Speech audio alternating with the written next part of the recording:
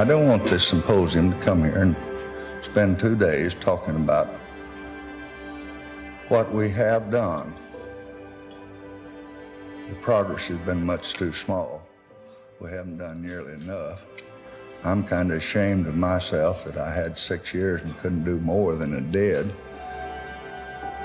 And until we overcome unequal history, we cannot overcome unequal opportunity. That is not, nor will it ever be, a very easy goal for us to achieve. But that is just the point, now and always. There is no surrender, there is no loss involved. No advantage is safe, and no gain is secure in this society unless those advantages and those gains are opened up to all alike.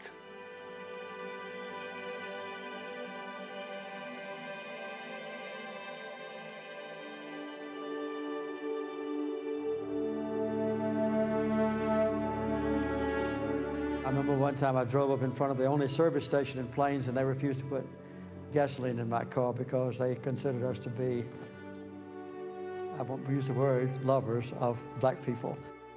And so we struggled through that.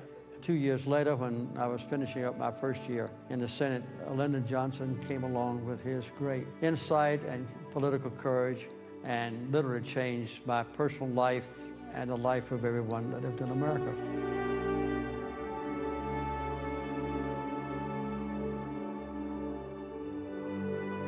There are no final victories in politics. We were given a mission that will never be completed, to move toward a more perfect union. And we always know that around every turn in the road, the forces who want to turn back the clock or divide those who would make a common future are ready.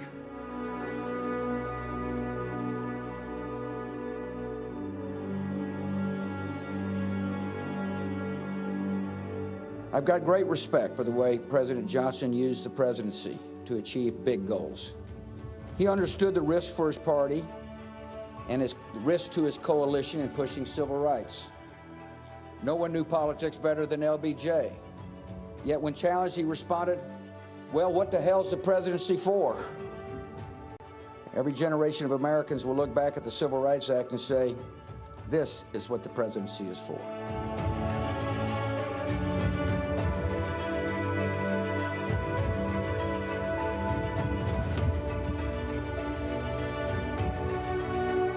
It's perhaps easy to conclude that there are limits to change, that we are trapped by our own history, and politics is a fool's errand. And we'd be better off if we roll back big chunks of LBJ's legacy, or at least if we don't invest too much of our hope in our government. I reject such cynicism because I have lived out the promise of LBJ's efforts, because Michelle has lived out the legacy of those efforts, because my daughters have lived out the legacy of those efforts, because I and millions of my generation were in a position to take the baton that he handed to us. Our rights, our freedoms, they are not given. They must be won. They must be nurtured through struggle and discipline and persistence and faith.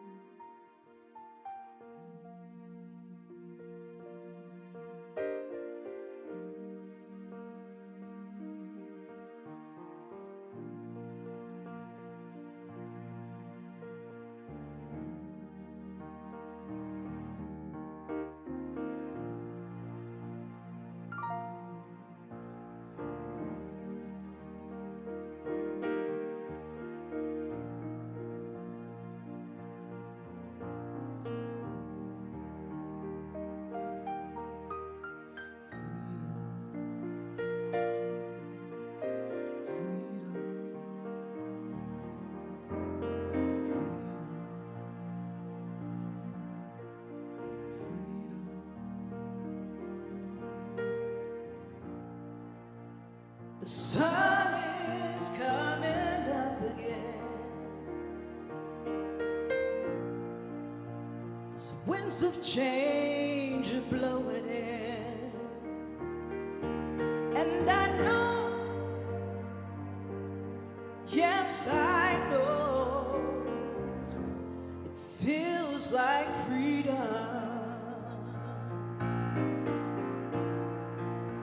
Been a long and a lonely road,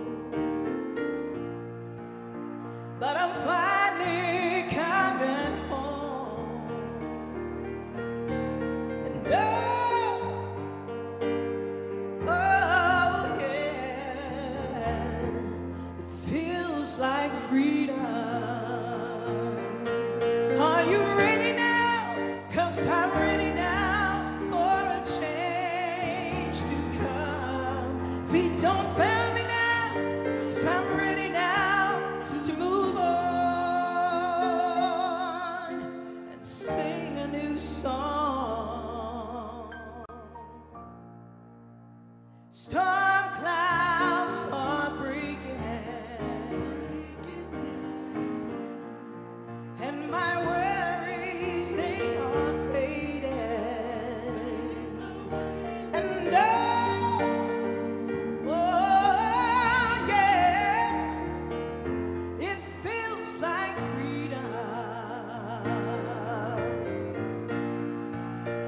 sisters and my brothers, I see them coming together. And oh yeah, well it feels like freedom. Are you ready now? 'Cause I'm ready now for a change. I'm ready now to move on. Are you ready now? 'Cause I'm ready now for a change to come. Feet don't fail me now, 'cause I'm ready now to move on. Freedom, freedom.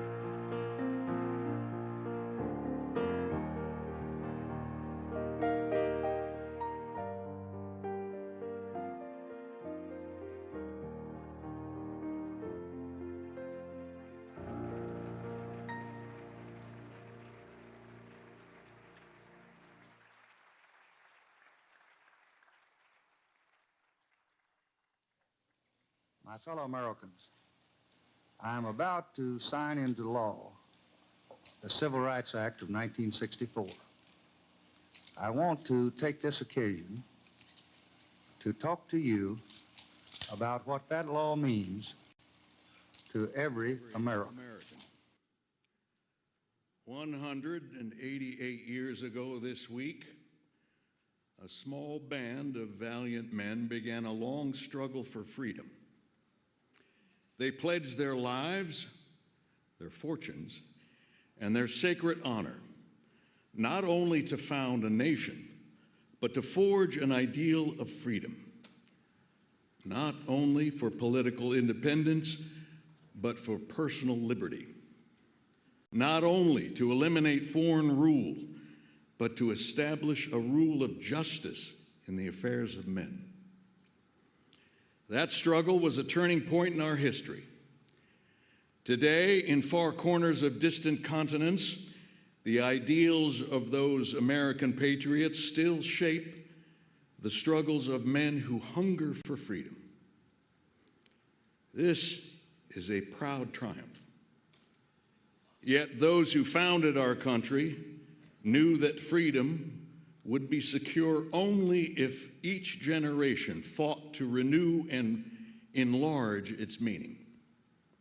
From the Minutemen in Concord to the soldiers in Vietnam, each generation has been equal to that trust. Americans of every race and color have died in battle to protect our freedom. Americans of every race and color have worked to build a nation of widening opportunities. Now, our generation of Americans has been called on to continue the unending search for justice within our borders. We believe that all men are created equal, yet many are denied equal treatment. We believe that all men have certain unalienable rights, yet many Americans do not enjoy those rights. We believe that all men are entitled to the blessings of liberty, yet millions are being deprived of those blessings, not because of their own failures, but because of the color of their skin. The reasons are deeply embedded in history and tradition and the nature of man. We can understand without rancor or hatred how this all happened, but it cannot continue. Our Constitution, the foundation of our republic, forbids it. The principles of our freedom forbid it. Morality forbids it. And the law I will sign tonight forbids it. Its purpose is to promote a more abiding commitment to freedom, a more constant pursuit of justice, and a deeper respect for human dignity. We will achieve these goals because most Americans are law-abiding citizens and want to do the right thing. This is why the Civil Rights Act relies first on voluntary compliance, then on the efforts of local communities and states to secure the rights of citizens. It provides for the national authority to step in only when others cannot or will not do their job. This Civil Rights Act is a challenge to all of us to go to work in our communities and our states, in our homes and in our hearts, to eliminate the last vestiges of injustice in our beloved country. My fellow citizens, we have come now to a time of testing. We must not fail. Let us close the springs of racial poison. Let us pray for wise and understanding hearts. Let us lay aside irrelevant differences and make our nation whole.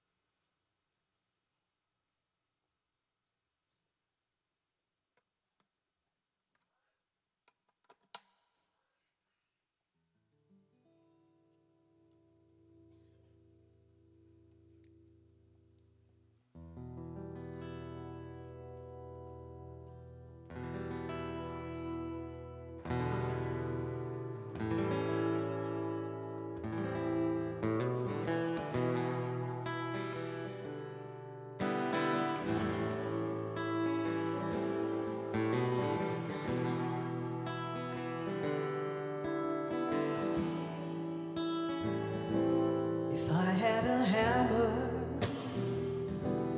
I'd hammer in the morning, I'd hammer in the evening, all over this land. I'd hammer out danger, I'd hammer out a warning, I'd hammer out a love between my brothers and my sisters all over this land.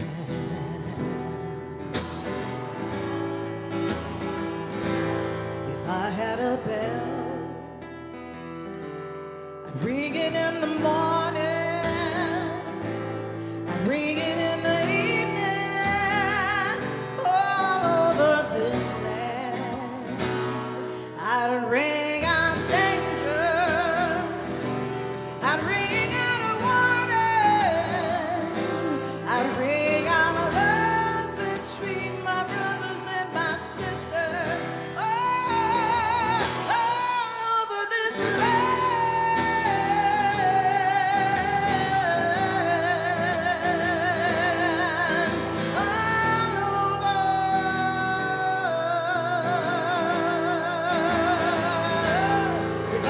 Song, sing it in the morning, I'd sing it in the evening, all over this land. I'd sing out danger, I'd sing out a warning, I'd sing out a love between my brothers and my sisters.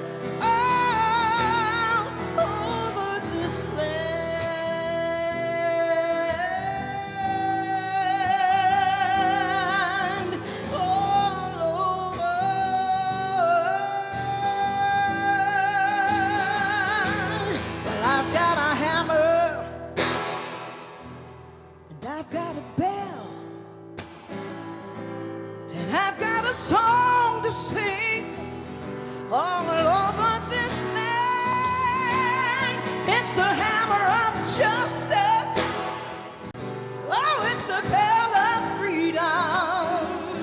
It's a song about a love between my brothers and my sisters.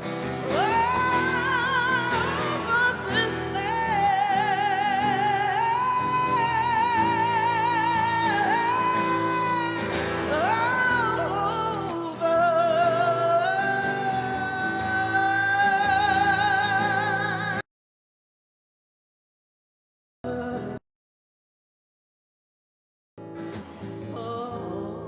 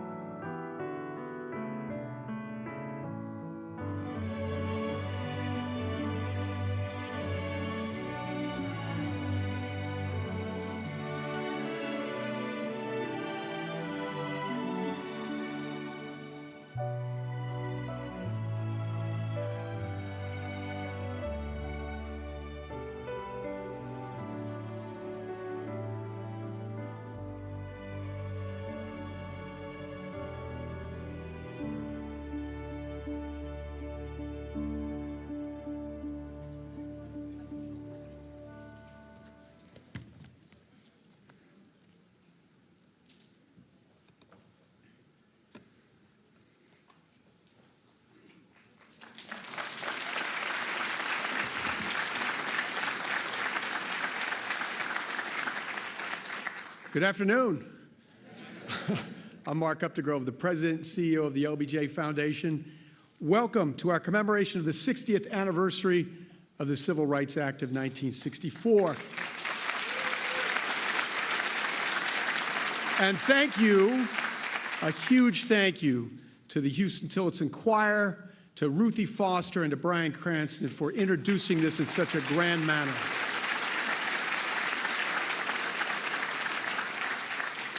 The walls of the LBJ Auditorium once again echo with history and voices from the past. 8 years after speaking to Americans in advance of signing the Civil Rights Act, which made real our nation's most sacred promise of all men are created equal, Lyndon Johnson stood on this stage as a former president and delivered his last public remarks. Battling a weak heart, President Johnson defied doctors' orders to give a keynote address at a civil rights symposium he had convened to talk about the state of race in America. He had something to say, and he was determined to say it. Until we overcome unequal history, he declared, we can't overcome unequal opportunity. There is work still to be done, so let's be on with it. The work would fall to others. The following month, our 36th president died of a heart attack at his beloved LBJ ranch. But even now, half a century later, we hear his call. Since then, 4 other presidents, including the first African-American president, have graced this stage to recognize the advancement of civil rights and to talk about the work still to be done. Today, we are deeply honored to welcome the 46th president, Joe Biden, who has made the central cause of his presidency the preservation and strengthening of democracy and has pursued a policy of equity for all, including people of color and others who have been historically underserved, marginalized, and adversely affected by persistent poverty and inequality. Among the many things he has done is to appoint the first black woman, Ketanji Brown Jackson, to the U.S. Supreme Court,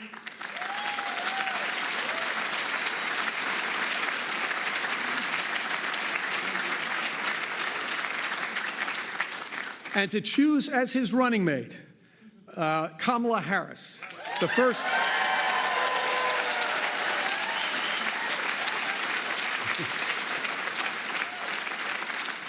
black woman, South Asian American to hold the vice president, but you already knew that. We are grateful to President Biden for his policy to bolster voting rights, which have been severely weakened since Lyndon Johnson signed the Voting Rights Act in 1965, and for all of his efforts to return our nation to the democratic norms and values that provide ballast to our great republic. Dr. Martin Luther King said, "The arc of the moral universe is long, but it bends toward justice."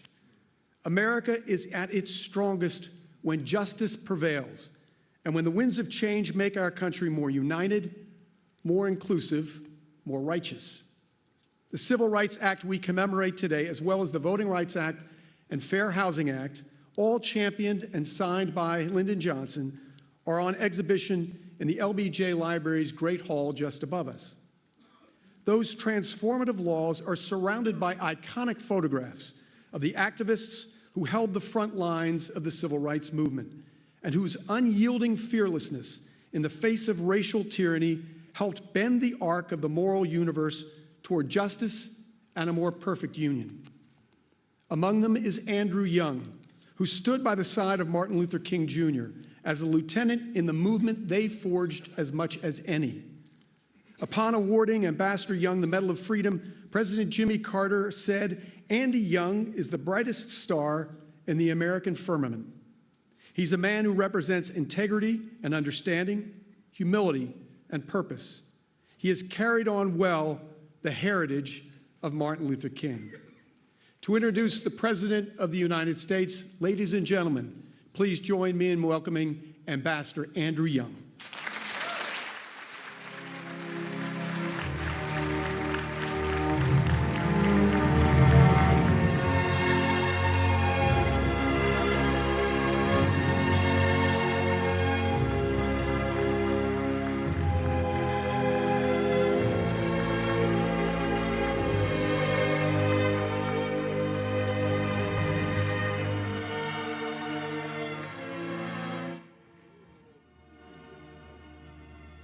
that I was lined up waiting to be sworn in for Congress. And there was another little fella in the Senate who was too young to get in.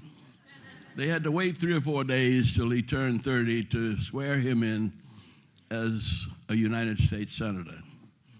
For the last 50 years, he has devoted himself to fulfilling the dreams of the American people, all of them, rich, poor, black, white, red, green, gay, straight, whatever we are. And I'm here reminding you that if you live long enough, all of us are going to be handicapped one day. But few people have been able to thrive and succeed in the midst of so much pressure and tension and responsibility as Joe Biden. And I was thinking what I should say, and I said that maybe Ray Charles said it best when he started his recording of America the Beautiful with the third verse of that song. And it said, "Oh, beautiful for heroes proved in liberating strife, who more than self their country loved, and mercy more than life. America, America, may God thy gold refine, till all success be nobleness, and every gain divine."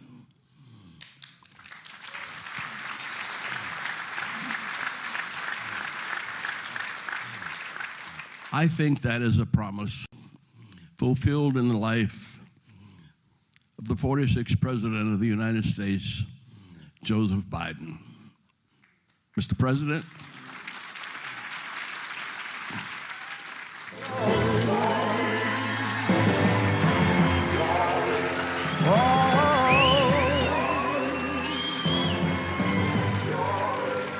Now the war is not over, victory isn't won, but we'll fight on to the finish, and then when it's all done.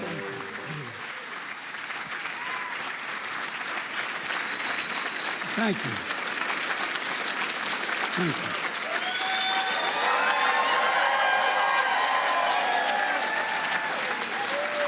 Thank you.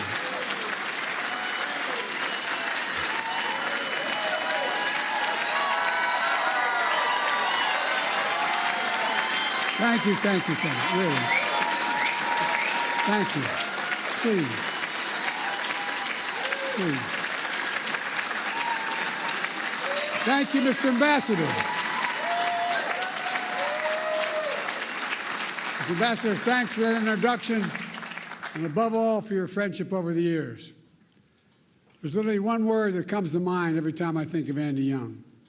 The word's integrity, absolute integrity. And thank you to the Johnson family for carrying forward the legacy of a truly great president and first lady. Your mom was incredible as well.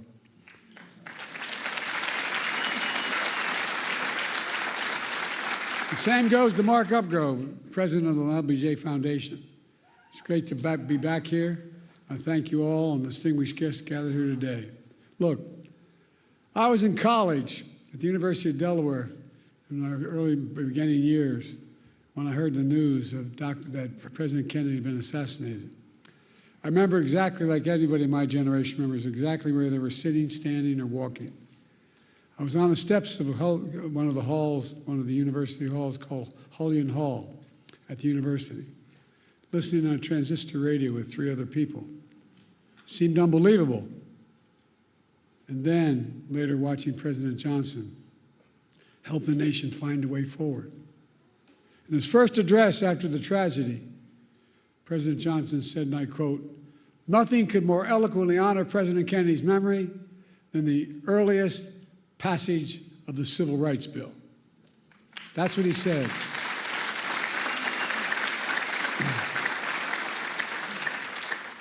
As a kid coming up, I always admired President Johnson for his public service, whether it was a school teacher in South Texas, Master of the United States Senate, historic Vice President and President, his philosophy was simple.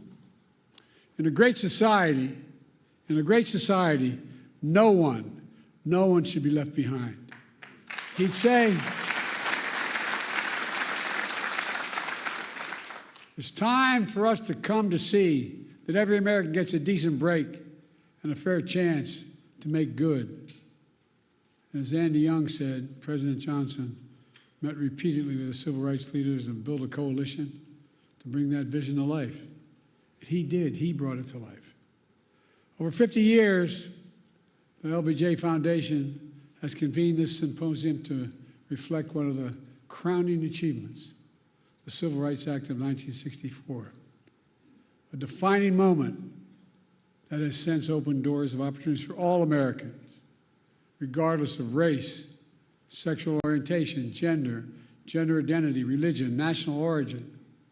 Together with the Voting Rights Act and the Fair Housing Act, these three landmark laws he signed are remarkable in their scale and their scope.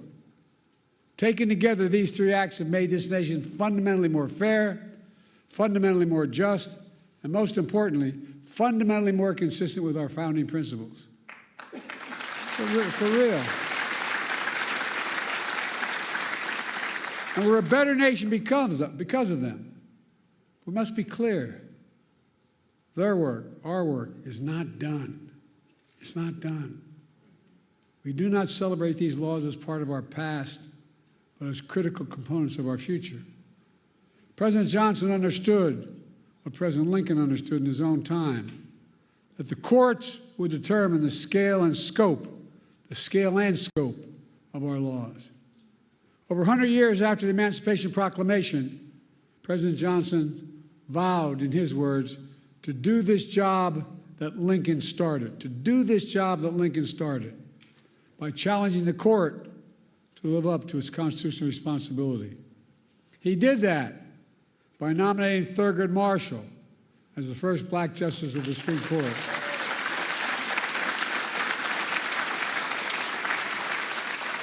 And by aggressively defending civil rights throughout the courts.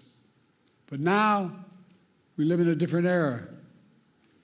In recent years, extreme opinions that the Supreme Court has handed down have undermined long-established civil rights principles and protections.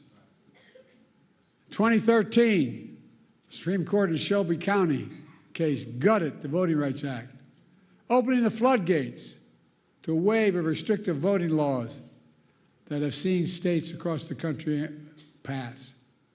In 2022, the court overruled Roe v. Wade and the right to choose that had been the law of the land for 50 years. 50 years.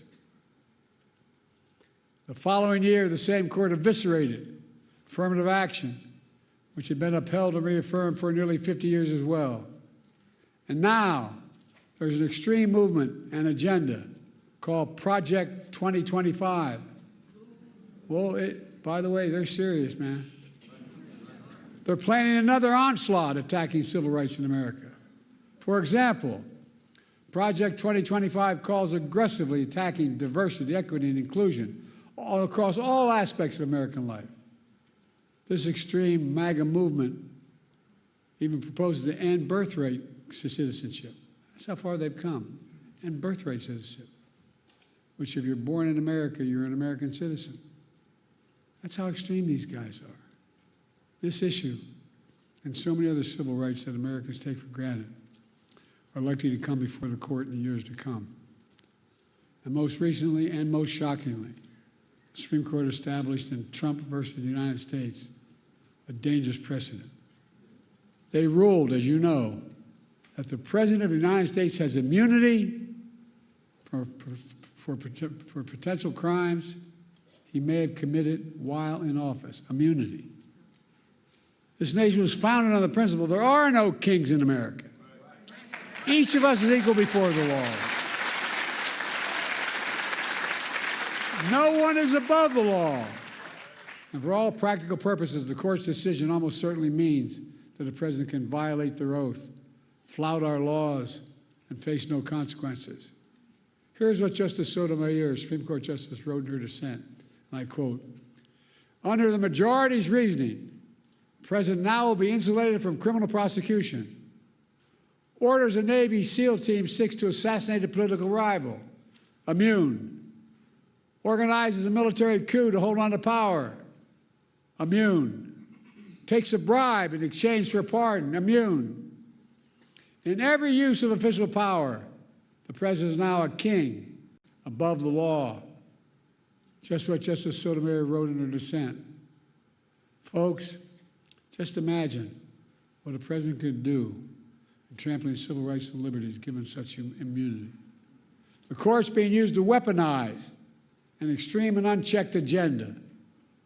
This decision is a total affront to the basic expectations we have for those who wield the power in this nation, that they are expected to be wholly accountable under the law. The President is no longer constrained by the law, and only limits on abuse of power will be self-imposed by the President alone. That's a fundamentally flawed view and a fundamentally flawed principle, a dangerous principle. On top of its extreme decisions, the court is mired in a crisis of ethics. These scandals involving the justices have caused public opinion to question the court's fairness and independence that are essential to faithfully carrying out its mission of equal justice under the law. For example, there are documented reports of a decades-long effort to reshape the judiciary, including the Supreme Court backed by shadow special interests that also support Project 2025. Undisclosed gift to justice is worth hundreds of thousands of dollars from wealthy benefactors who have interest before the very court they're contributing to. Conflicts of interest from those connected to January 6th insurrectionists, and a blatant attack on nominating and confirming justices of the court itself. Do you all remember when Justice Scalia died in February of 2016? And the Republicans blocked the President's nomination, President Obama's nomination, to fill that vacancy for nearly a year by making up an entirely new standard that there be no confirmations of the court during an election year. But then, when Justice Ginsburg died in 2020, Republicans rushed through the President Trump's nominee at the very same time votes are being cast in an election that Trump would lose. It's outrageous.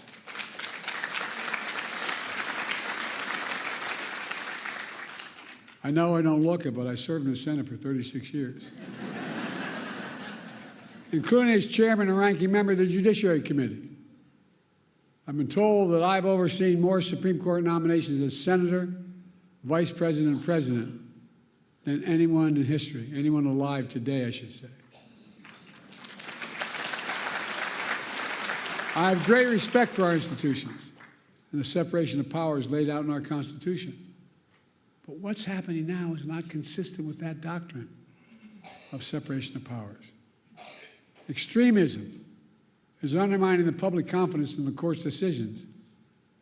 As soon as I came to office, I convened a bipartisan presidential commission on the Supreme Court of the United States, comprised of leading constitutional scholars, both liberal and conservative, to provide recommendations on potential reforms to the court. I've been careful in these deliberations because these are serious, serious decisions.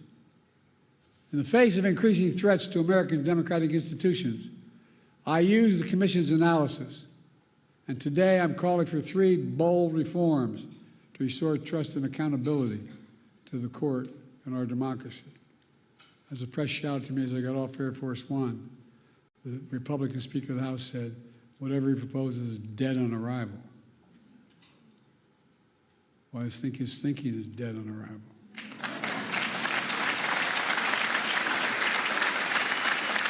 First, I'm calling for a constitutional amendment called "No One is Above the Law" amendment. It holds, and I mean this sincerely, it holds that there's no immunity for crimes former president committed while in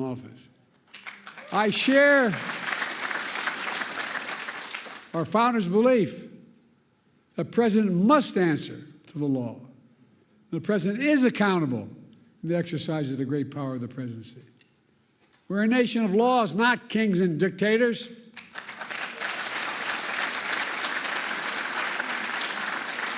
The decision can be boiled down to the title of one case, Trump versus the United States. The court asserted it was making a ruling for the ages. That isn't true. The court made a ruling for one, a former president. No other president in our history has asked for this kind of immunity for criminal actions. And no president, no former president, not me, not one, has and should have been given any exception to this with such immunity. The second thing I'm asking for, we've had term limits for presidents of the United States for nearly 75 years after the Truman administration. And I believe we should have term limits for Supreme Court justices of the United States as well.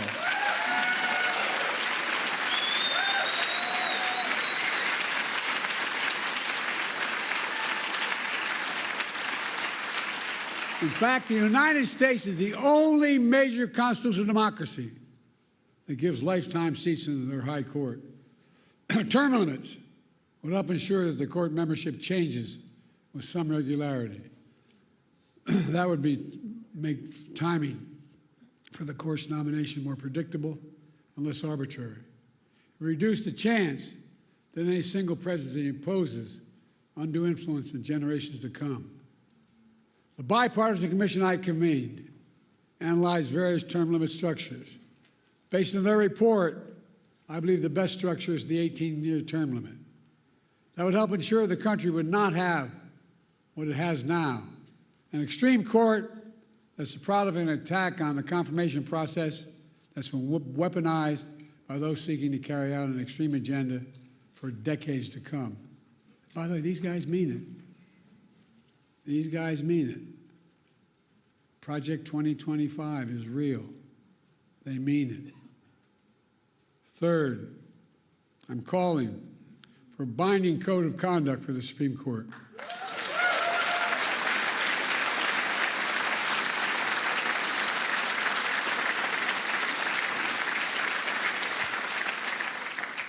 Supreme Court's current ethics code is weak and, even more frightening, voluntary.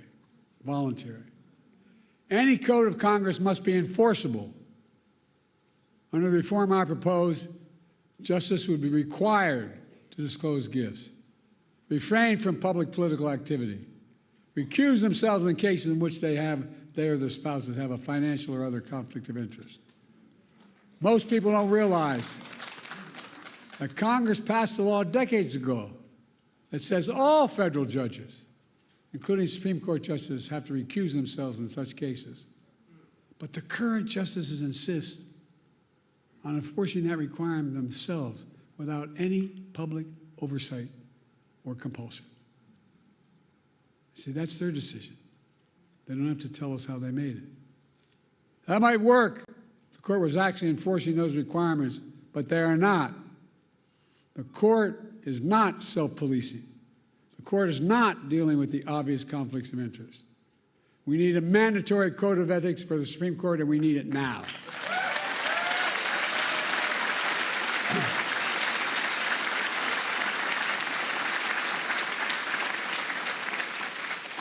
My fellow Americans, based on all my experience, I'm certain we need these reforms. We need these reforms to restore trust in the courts, preserve the system of checks and balances that are vital to our democracy. There are also common sense reforms that a vast majority of the American people support, as well as leading constitutional law scholars, progressives, and conservatives. I look forward to working with the Congress to implement these necessary reforms. A number of members of Congress are here today. Let me close with this. President Johnson signed the Civil Rights Act of 1964 just 2 days before the 4th of July. He said in that bill signing, and I quote, "This is a proud triumph, yet those who founded our country knew that freedom would be secure only if Each generation fought to renew in largest meaning, end of quote. That's what I've tried to do throughout my career, inspired by the cause of civil rights.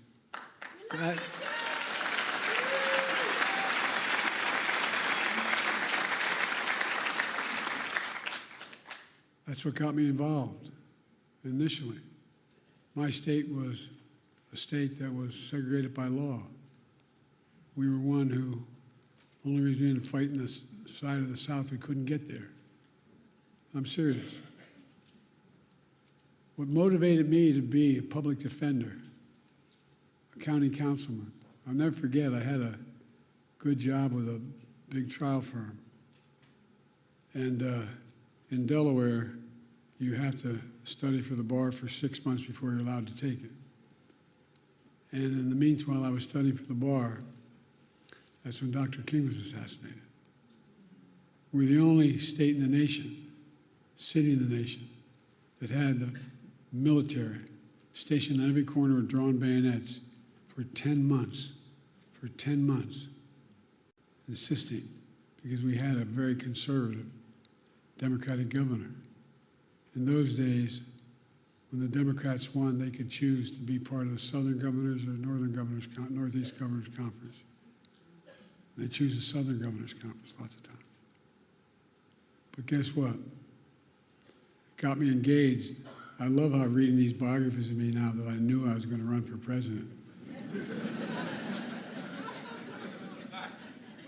I remember walking in to the public defender's office, which was part-time at the time, and asking for an application because I wanted to join the public defender's office.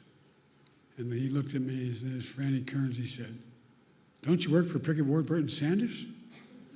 I said, "Yeah." He said, "Why the hell would you want to do this?" Not a joke.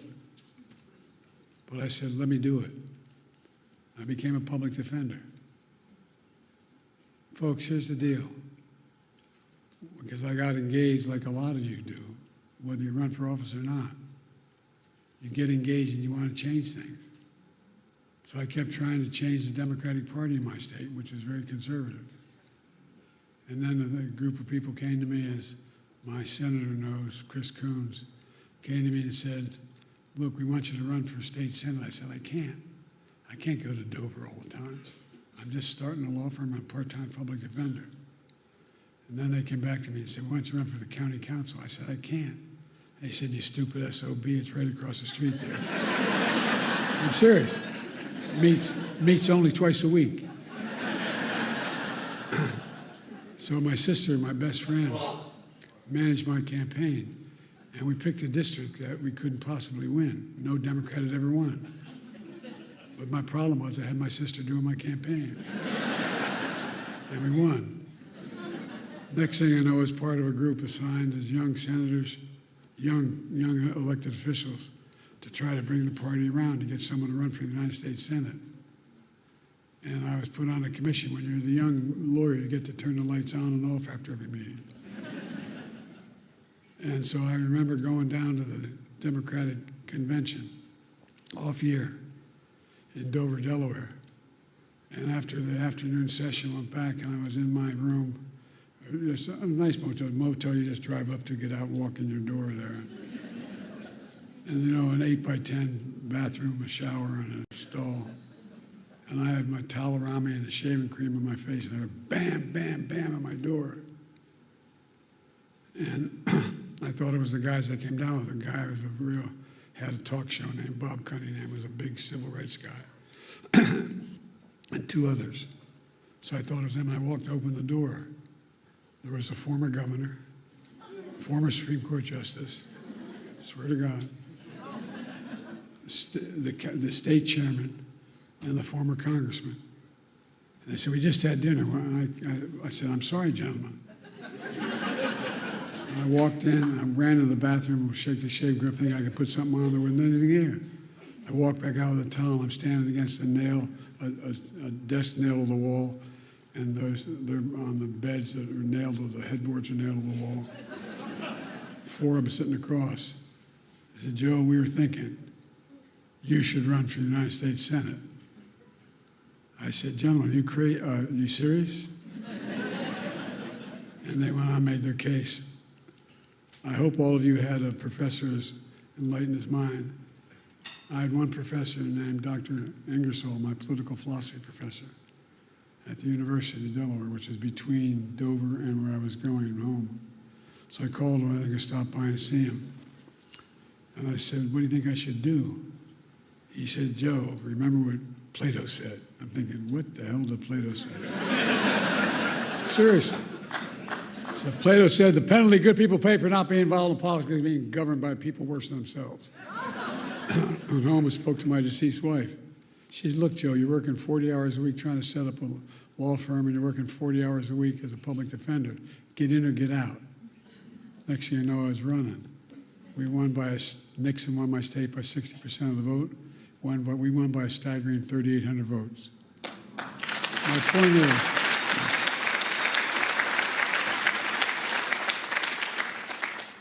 I didn't know what the hell I was doing.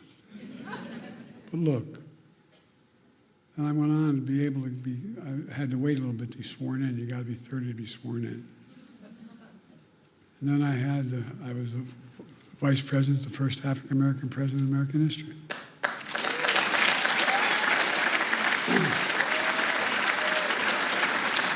Now I'm president to our first woman vice president.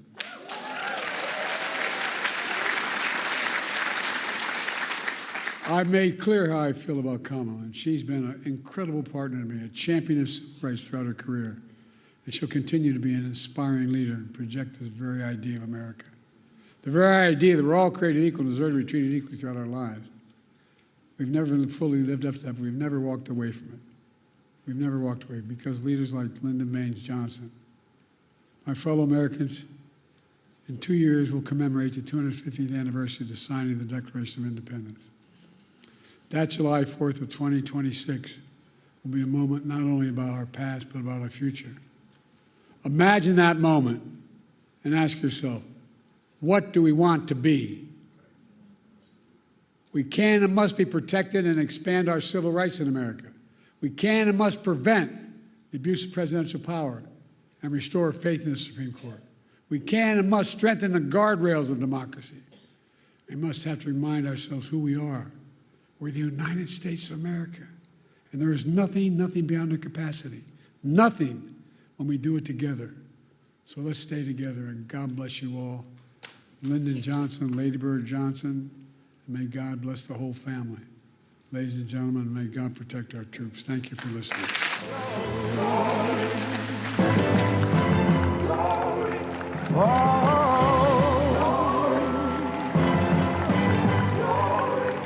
Now the war is not over, victory isn't won, but we'll fight on to the finish, and then when it's all done, we'll cry glory, oh glory, oh.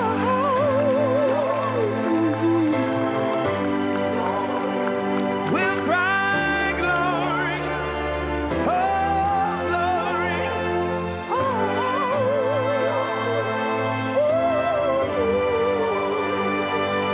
Is now for every man, woman, and child. Even Jesus got his crown in front of a crowd. They march with the torch, we gon' run with it now. Never look back, we done gone hundreds of miles. From dark roads, heroes, to become a hero. Facing the League of Justice, his power was the people. Enemy is lethal, a king became regal. Saw the face of Jim Crow under a bald ego. The biggest weapon is to stay peaceful. We sing, our music is the cuts that